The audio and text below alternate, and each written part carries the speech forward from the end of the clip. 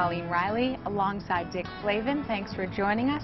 We've got some Red Sox stories for you. We begin with the ball club's own Evel Knievel. His name is John Coyne, and he joined the team behind the team in 2002. When the Sox are presented with the most challenging of challenges, his cell phone is usually the first to ring, and he always has a ready answer. And recently he went to Europe to run with the Bulls in Pamplona. And it was there that his true colors shone through.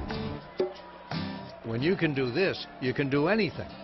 That was the thought back in 2002 when the ball club's new ownership wanted to ring in a new era in an emotional and uplifting way.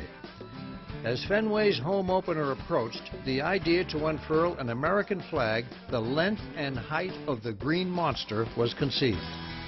The thought was great, but who was to execute such a task, especially when the Green Monster seats were still a year away?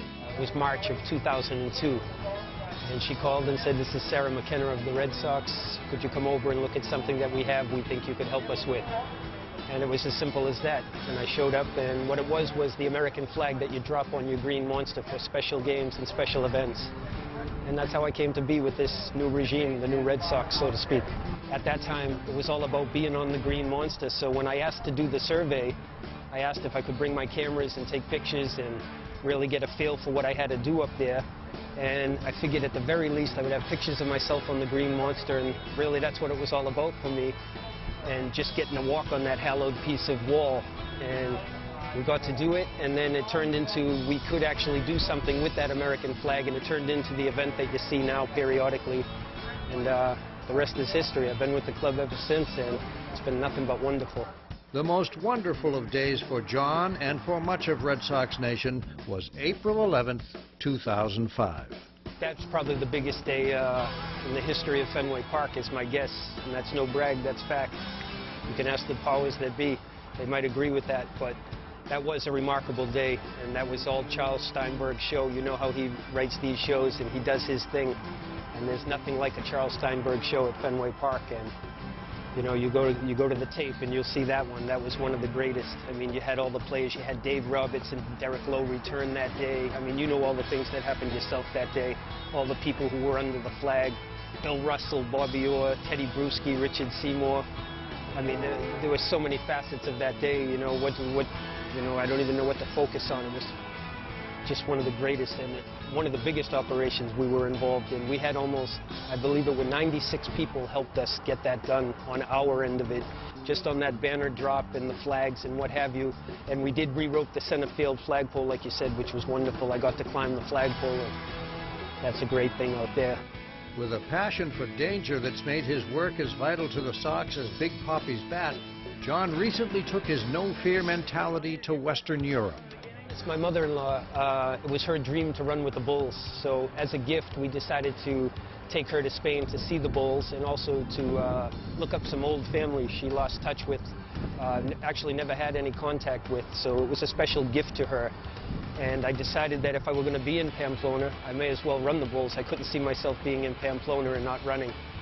And we had researched it a little to see what was expected of the runners, et cetera, and what we found out was that everybody runs in white and red.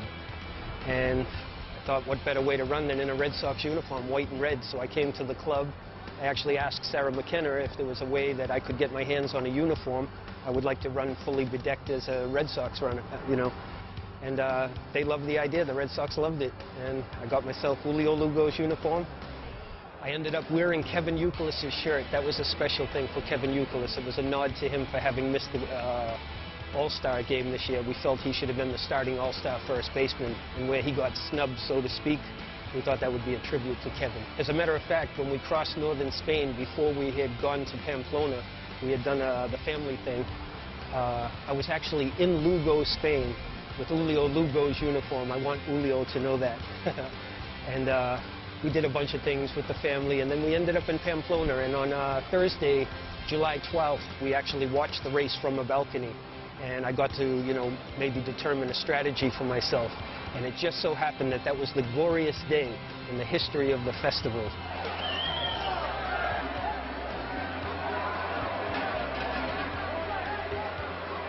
I decided to run the next day, Friday the 13th, for good measure, and it's the time of my life.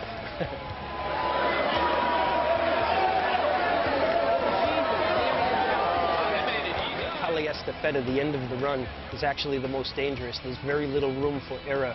There's very little room to jump out of the way, so to speak. Very few walls to climb. So you're at the mercy of the crowd. And you have all the jostling and the elbowing and the punching and pulling and pushing. You know, something you're not gearing for, but it happens on the run. I hurdled 3 different bodies in the course of running down Calle Estafeta. And I haven't run like that in probably 30 years, but it was great. It was, I would love to do it again. As crazy as it sounds, I would love to do it again. It was incredible. And the fact that I got to represent wearing the uniform, that was really big. I had no fewer than 1,000 people come to us from the States and around asking about the uniform. New Yorkers were posing with us. I actually ran next to a guy who was fully bedecked in a St. Louis Cardinals uniform. And he runs every year. He comes every year. He's tattooed on his calf and other places with the Bulls and Pamplona and the Kingdom of Nevada and all that. The experience, I can't even explain it to you. It was one of the greatest things I've ever done, you know. And Red Sox Nation in Pamplona, Spain, sweet.